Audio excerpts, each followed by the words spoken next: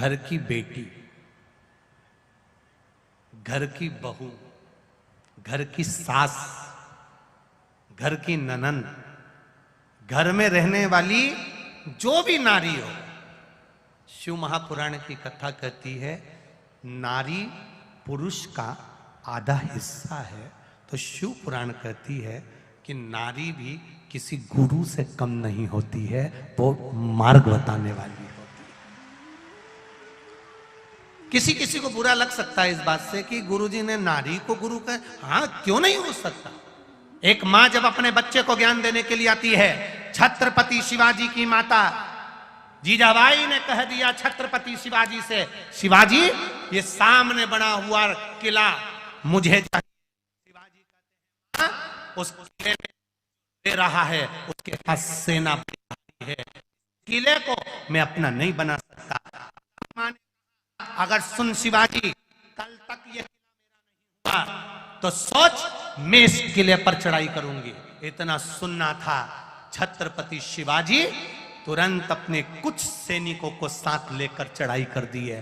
हजारों की संख्या और शिवाजी के पास थोड़ी सी संख्या, तो भी मां अपने बेटे को जब ज्ञान देती है तो ऐसे कई किलों का राजा बना देती है। वो शिवाजी छत्रपति शिवाजी।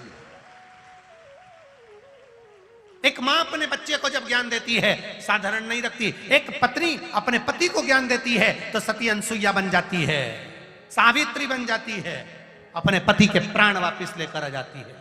एक बहन अपने भाई के लिए तत्पर होकर अपने भाई के लिए यमुना बनकर यम को भी साध लेती है। एक बुआ जिसको लोग ये होली मानकर जलाते हैं, ये होली नहीं है भाई, ये हिरण्यकशिपु की बहन का नाम था डूंडा। क्या नाम था? जम के बोलो जरा। डूंडा। इसलिए आज भी होली में मोटे मोटे लकड़ी के डूंड जलाए जाते हैं, डूंडा जलाए जाते हैं, डूंड। ये क्या बुरी थी? अगर ये हिरण्यकशिपु की बहन डूंडा बुरी थी तो फिर होली की पूजन काहे के लिए करते हो? किस लिए करते हो? डूंडा बुरी नहीं थी। इसके पास में एक चादर थी, ब्रह्मा जी ने दी थी। चादर ओढ़ कर बैठेगी, तू बच जाएगी, जिसको जलाना है वो जल जाएगा। हिरण्यकशिपु ने कहा बहन तेरे भतीजे को जलाना है क्योंकि वो मेरे कहने पर नहीं चलता, तू चादर ओढ़कर बैठ जाना, गोदी में प्रहलाद को बिठा लेना, तेरा भतीजा जल जाएगा। दुनिया के लोगों ने थोड़ी कहानी को चेंज कर दिया, असली कहानी तक नहीं पहुंचे। शिव पुराण असली कहानी का स्मरण करा रही है। डूंडा हिरण्यकशिपु कह रहे हैं बहन तू चादर ओढ़कर बैठ जाना, ब्रह्मा जी की दी हुई, तू जलेगी नहीं, तेरा भतीजा जल जाएगा। बहन ने भाई का कहना माना क्योंकि भाई को प्रेम करती थी, स्नेह करती थी। बहन भाई का संबंध होता है, नहीं मानती कहना तो बुरा लग जाता, तो भाई का भी कहना माना। अग्नि में बैठी बहन, चादर ओढ़कर बैठी, प्रहलाद को गोदी में बिठा लिया। चारों तरफ से जब अग्नि लगी तो डूंडा को लगा मेरा भतीजा जल जाएगा। डूंडा ने अपनी चादर उतारकर अपने भतीजे पर डाल दिया और अपने भतीजे को बचा लिया और डूंडा खुद जल गया। इसको कहते हैं बुआ, जो देती है दुआ।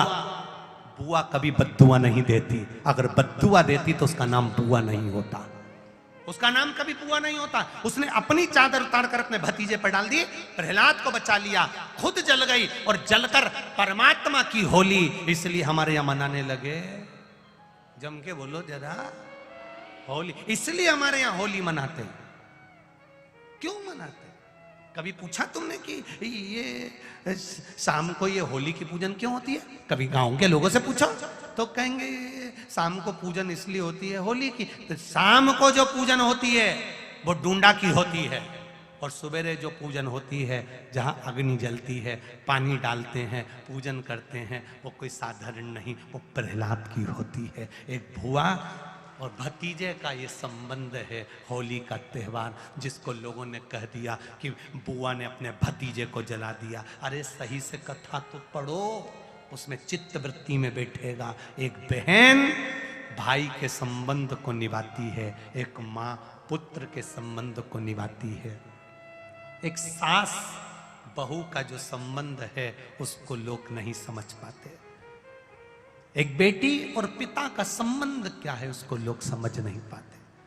कई लोग कहेंगे गुरुजी ने नारी को गुरु कह दिया, क्यों नहीं कहेंगे, स्त्री भी गुरु है। एक पति पत्नी का झगड़ा हो गया, झगड़ा ऐसा हुआ कि पति पत्नी ने बोलना बंद कर दिया।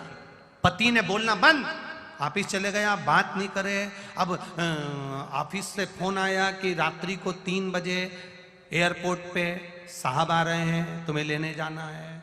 अब पति ने विचार करा, पत्नी से बोलचाल बंद है, जगाएगा कौन, यही सुबह जल्दी जगती थी, मेरे को जगा देती थी। इसने एक पर्ची ली और पर्ची पे लिख दिया कि मुझे 3 बजे रात को जगा देना, और पत्नी के सिराने रख दी।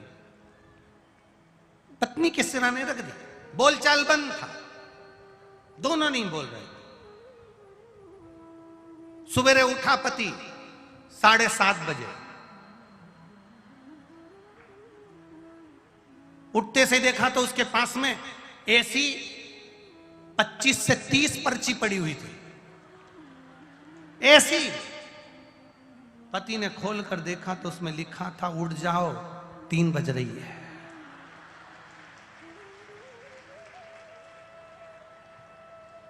तुम भी नहीं बोले, हम भी नहीं बोले, तुमने भी पर्ची रख दी तो हमने भी रख दी। जैसा तुम्हारा गाना वैसा हमारा बजाना, मत बोल।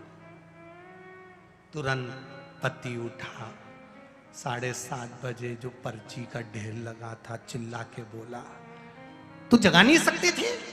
पत्नी बोले, तो तुम रात को बोल नहीं सकते थे? तुम बोलते, नहीं जगाती तो बात दूसरी थी। तुम्हारे लिए तो मैं रात भर जग कर सवेरे उठा सकती हूं, मैं नारी हूं। एक स्त्री में, एक नारी में शिव तत्व आधा भरा हुआ होता है।